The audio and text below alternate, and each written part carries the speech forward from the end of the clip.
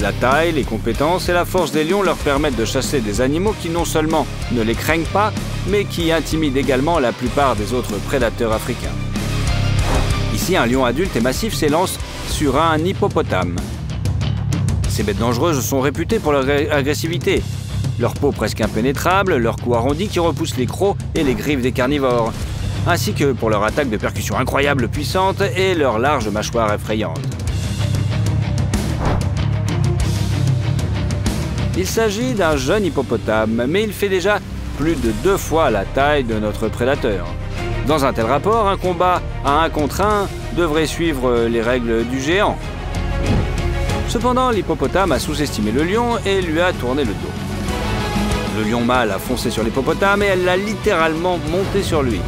Le lion enfonce ses griffes dans le dos de son adversaire. La force des pattes du lion est si immense qu'il s'accroche facilement à l'animal paniqué.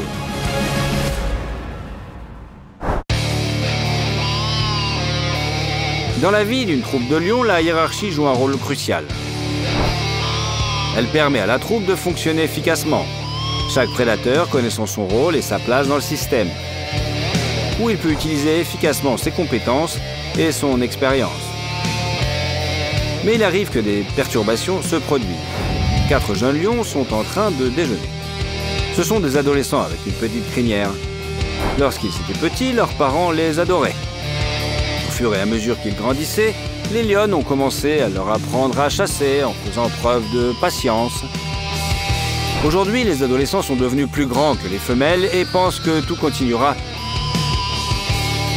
à leur appartenir. Ils se trompent. 2 puissants lions adultes sont arrivés pour le déjeuner. Ils exigent la soumission et ne tolèrent pas l'impudence des adolescents. Les jeunes mâles essaient de protéger la viande des chefs, mais ils ne se rendent pas compte que l'enfance est terminée. Désormais, ils n'ont plus affaire à un père et à un oncle aimant, mais à des lions enragés qui s'emparent de ce qui leur appartient de droit. Les chefs chassent les adolescents, mais ceux-ci tentent de résister. Mauvaise idée, les jeunes lions sont peut-être plus forts que les lions adultes, mais ils sont loin d'être des mâles matures. Les meneurs dispersent facilement les 4 adolescents. Il semble que le temps soit venu pour ces 4-là d'être chassés à la recherche d'une nouvelle troupe.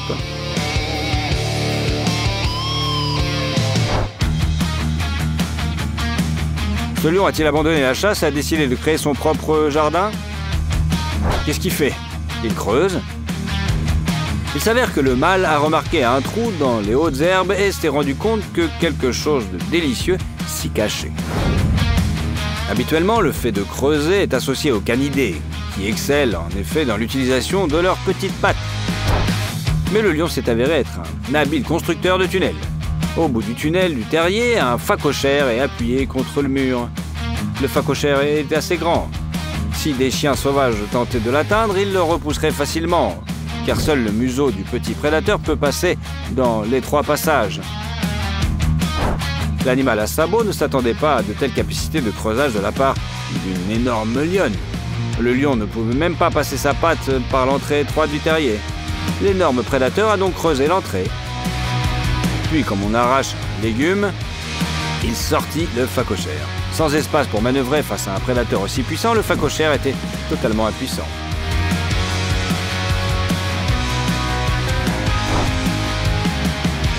Le léopard a décidé de chasser sur le territoire des lions. Le prédateur tacheté a misé sur la vitesse et l'agilité. Il se débarrasse rapidement d'un animal à sabots, puis, comme à son habitude, grimpe dans un grand arbre avec sa proie. Le léopard pensait que les ennemis ne l'atteindraient pas à cet endroit. En effet, les hyènes ou les chiens sauvages ne savent pas grimper aux arbres. Les lions sont trop massifs pour tenter d'atteindre le léopard. Les lionnes, comparables aux léopards en masse et en force, oseraient-elles attaquer la panthère tachetée à une telle hauteur? Il s'avère qu'elles ont osé. Ne sous-estimez pas les lionnes, dont le caractère et la haine des rivaux et des étrangers sont aussi fermes que ceux des mâles. De plus, si ces félins n'ont rien à envier aux léopards en termes d'agilité, ils possèdent un caractère têtu.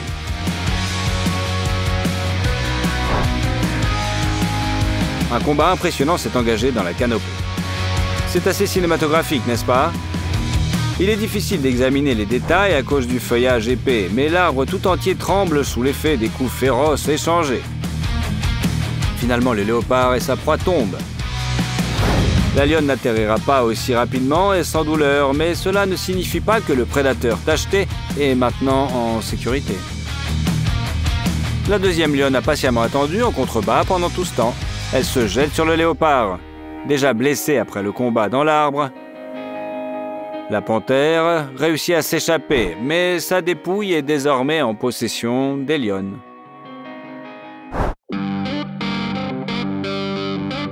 Si deux mâles ou plus sont les chefs d'une troupe, ils ne forment pas de couple monogame avec les lionnes et s'accouplent librement avec différentes femelles. Ici, un lion a décidé d'avoir une descendance avec une lionne qui s'accouple habituellement avec son frère. C'est normal pour cette espèce, mais pas cette fois-ci. Le mâle affectueux ne savait pas à quoi il avait affaire. Son frère s'est révélé être un véritable rival jaloux et a attaqué l'intrus avec une fureur incroyable. Il a littéralement mis à terre un lion à peine plus petit que lui. Les mâles ont commencé à se mordre férocement. La lionne observe la scène de loin. Personne n'a rien à lui reprocher, la lionne est simplement curieuse de voir comment le combat va se terminer. Il n'y aura pas de conséquences fatales car la survie de la troupe dépend de la santé de ses mâles. Cependant, le lion jaloux a considérablement malmené son frère et camarade, lui assénant de violents coups.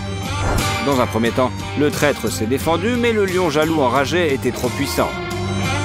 Apparemment, l'orgueil blessé a joué un rôle.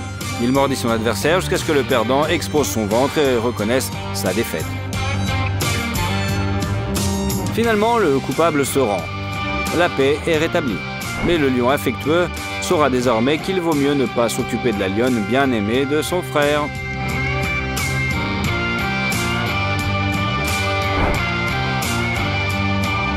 Il s'est passé quelque chose de similaire ici.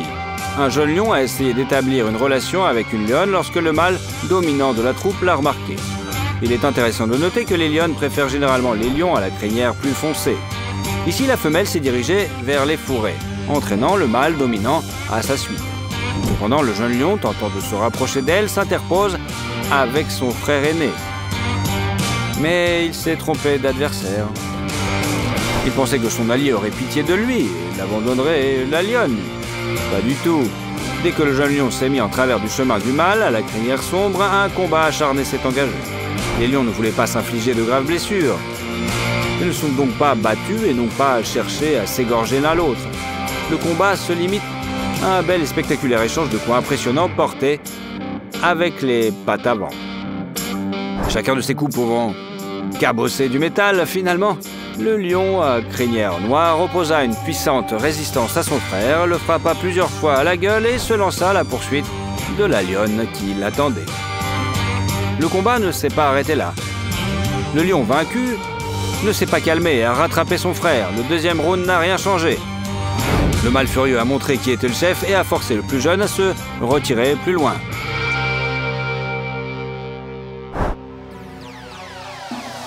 Pour protéger leur progéniture, de nombreux animaux sont capables de véritables exploits.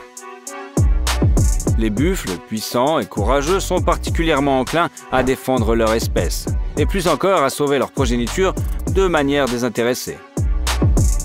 Cette femelle adulte pèse environ une demi-tonne. Il est vrai qu'elle vient de mètres bas. Elle a eu la mauvaise idée de s'éloigner du troupeau pour cela, car les lionnes l'ont trouvée. Ils ont décidé de l'attaquer. Surprise, mais la mère, enragée quelques minutes seulement après avoir mis bas, oppose une résistance impressionnante aux prédateurs. Le veau peut se tenir sur ses pattes presque immédiatement après la naissance, mais il ne peut certainement pas échapper aux lionnes en courant. L'animal à sabots ne peut se cacher des prédateurs qu'à une seule condition. La mère devait-elle abandonner le petit? Bien sûr que non. La femelle s'élance vers les lions et un combat épique commence. Les lionnes tentent de faire tomber le veau pour lui briser rapidement la nuque. Le buffle réagit férocement à chaque tentative. Elle attaque les ennemis, les disperse, les repousse et sauve plusieurs fois le veau à la dernière minute. Les herbivores sont entourés de 4 lionnes et plusieurs autres s'approchent par derrière.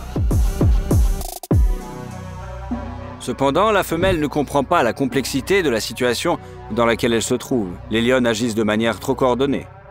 L'une détourne l'attention, prête même à engager un combat rapproché, juste pour que l'autre s'empare du petit. Plusieurs tentatives des lionnes échouent. L'une ou l'autre lionne parvient à faire tomber le veau au sol en le saisissant par la tête ou le cou. Certes, dans tous ces cas, ces lionnes auraient pu achever le veau, mais elles ne veulent pas risquer d'être blessées. Elles se retirent donc et se relaient dans des différents rôles du plan de chasse. Si la femelle buffle pensait que sa progéniture était la cible principale des prédateurs, elle a sous-estimé la force des lions. Le veau n'est qu'un dessert, il jouera le rôle de plat principal. Bien que la femelle enragée, même avec une lionne sur le dos, repousse les autres et leur résiste, la situation empire pour elle. Un lion arrive. Il se met en position de régler le repas de la troupe d'un seul coup. Le bond puissant du mâle a une force dévastatrice. Il saisit le buffle presque 2 fois plus lourd et massif, le déséquilibre et l'abat. En demi-minute, le lion fait ce que les 4 lionnes n'ont pas pu faire auparavant. Elles achèvent leur proie, tandis que l'une d'entre elles ramène le veau qu'elle a tué. Avez-vous de la sympathie pour les animaux à sabot? Dans ce cas, si c'est le cas, songez que cette double portion permettra à la troupe de survivre pendant longtemps et que les petits de la famille des prédateurs seront bien nourris.